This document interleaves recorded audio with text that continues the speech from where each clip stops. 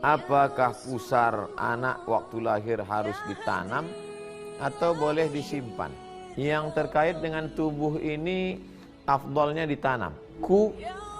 Kalau potong kuku itu ditanam. Rambut, kalau motong rambut itu ditanam. Begitu juga dengan pusar, karena dari tanah balik ke tanah, kecuali diciptakan dari besi, balik ke besi. Robocop. Kita ini manusia, jadi kalau motong kuku masuk ke tanah. Kalau motong rambut, tuh saudara-saudara kita yang banyak tukang potong rambut berguni-guni, itu yang buang ke laut, mati ikan makan rambut, buang kubur ke tanah. Begitu juga dengan waktu melahirkan tahap apa tuh yang banyak, itu bertanah. Kubur aja, yang perlu kasih lampu hias.